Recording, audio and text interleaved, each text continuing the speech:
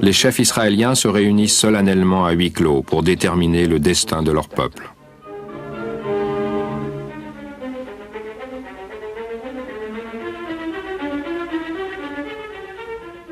L'entraînement de défense civile est rigoureusement pratiqué, comme dans toutes les périodes de tension des 20 dernières années. Israël se prépare au pire. La nuit, on remplit des sacs de sable. Les hommes, femmes et enfants se mettent au travail ensemble, faisant leur possible pour se préparer à neutraliser une fois de plus une tentative générale arabe pour détruire l'État d'Israël.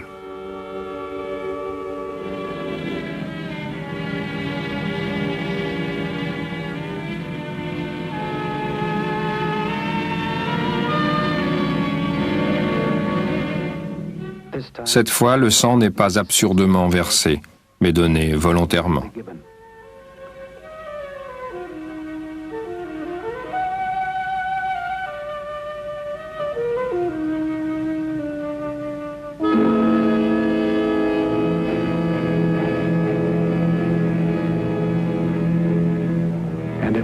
Partout, la tension se lit sur les visages.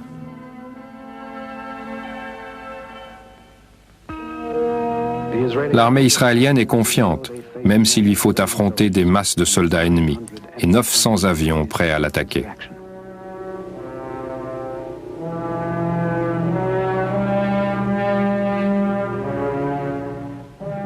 Les mystères à El Delta de fabrication française, pilotés par les Israéliens, décollent pour contrer les MiG égyptiens avec des résultats spectaculaires.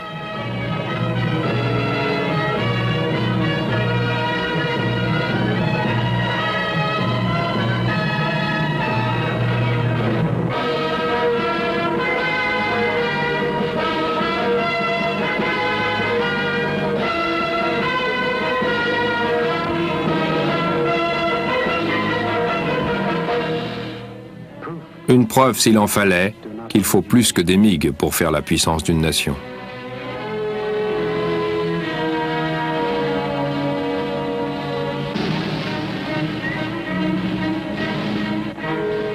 Les tanks et les half-track entrent en action. Les soldats sont déterminés à ce que le peuple juif continue de vivre.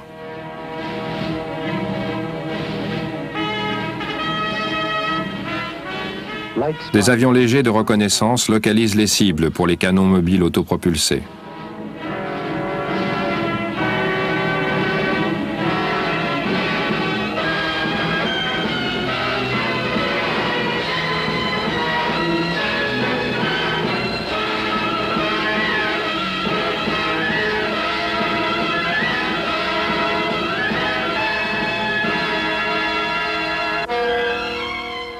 Les fumées noires à l'horizon attestent de la précision des tireurs israéliens.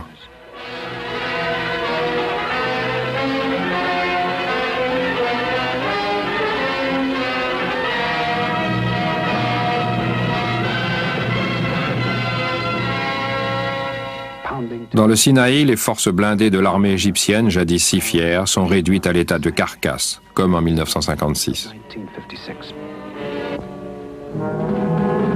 Les Israéliens avancent sans répit le long du vaste front sud, à coups d'assauts incessants, de jour comme de nuit, ne s'arrêtant que pour rendre hommage à leur commandant suprême, avec la forte conviction biblique que la main du Tout-Puissant a confondu l'ennemi.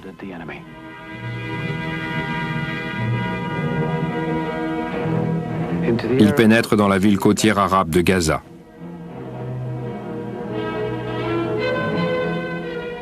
Les derniers combattants de l'orgueilleuse armée ennemie sont à présent prisonniers. Les forces motorisées israéliennes entrent en action pour neutraliser les quelques points d'appui restants.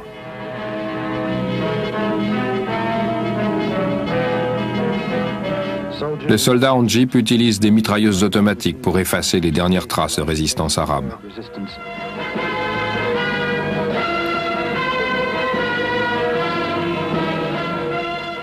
Et toujours le mot d'ordre, en avant, cri de bataille de l'armée israélienne.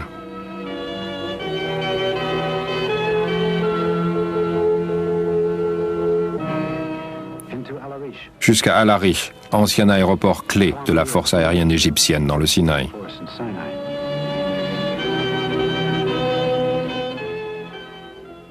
davantage de prisonniers.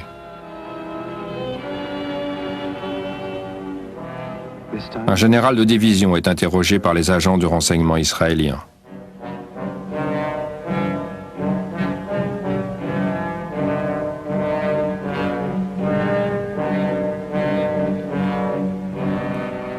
Le visage des captifs exprime tension et ahurissement. La plupart ne connaissent même pas le nom de leur chef. Les soldats arabes, essentiellement de la classe paysanne, ne peuvent pas courir avec leurs chaussures. Le prix élevé de la victoire, payé en sang israélien. Des soldats célèbrent leur triomphe.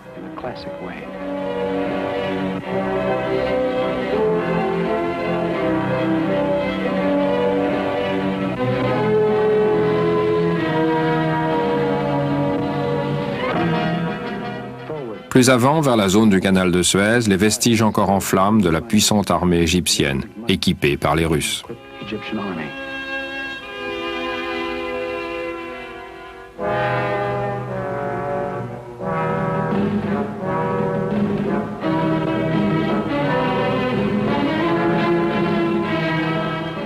Puis l'étroite bande du canal, paisible et désertée.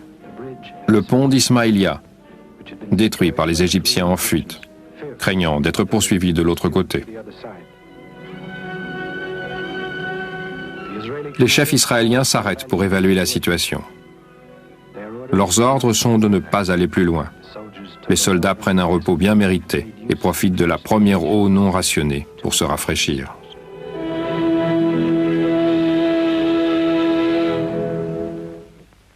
Près du canal, le général Yitzhak Rabin, chef d'état-major israélien, visite le site du missile soviétique, pointé vers le cœur d'Israël.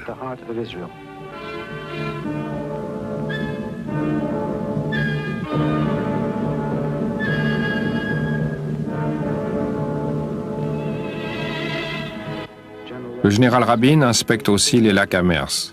Des bateaux y sont échoués en raison du blocus égyptien sur le canal de Suez. Les canons du détroit de Tirane, à présent détruits, sont réduits au silence.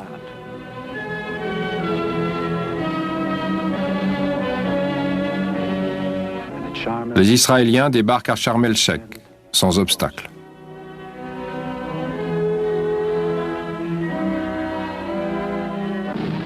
Les patrouilleurs israéliens contrôlent désormais les voies maritimes jusqu'au port d'Eilat, au sud, sur la mer Rouge. Pendant ce temps, les bombardiers israéliens attaquent les fortifications syriennes sur les hauteurs du Golan, dont les canons pilonnent les villages du nord d'Israël depuis 20 ans.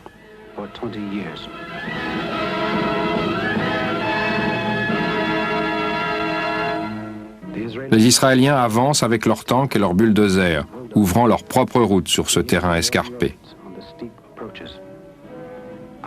Les combattants israéliens parviennent à avancer sur ces pentes abruptes, contre toute attente.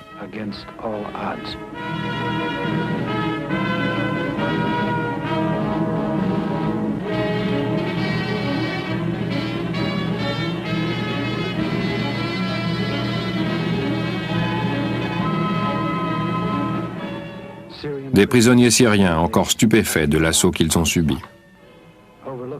Des hauteurs du Golan, la vallée israélienne de Hula, à présent paisible. Quneitra, deuxième ville de Syrie, que les unités de première ligne israéliennes trouvent désertée.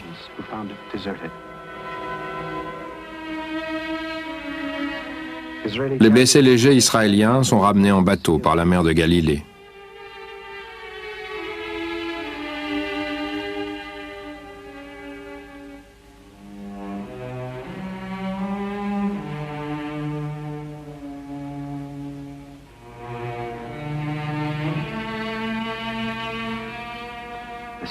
Les plus atteints sont évacués par hélicoptère et conduits dans des hôpitaux et sur les tables d'opération, 15 ou 20 minutes après être tombés, ce qui explique le nombre relativement limité de morts.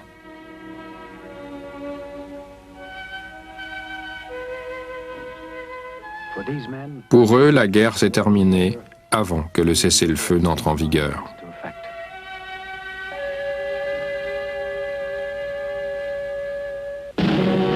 Jérusalem bombardée par les Jordaniens alors que les Israéliens avaient supplié le jeune roi Hussein de rester en dehors des combats. Le pilonnage aveugle des canons jordaniens cause de multiples victimes et incendies.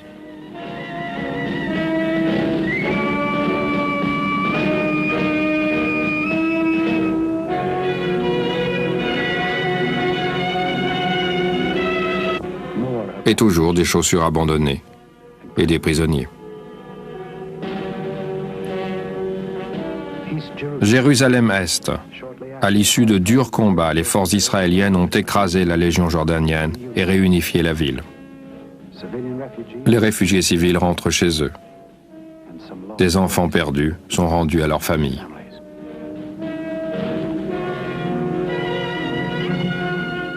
Au mur des lamentations, un grand moment. Moshe Dayan, ministre de la Défense israélien, apparaît devant le vestige historique du temple.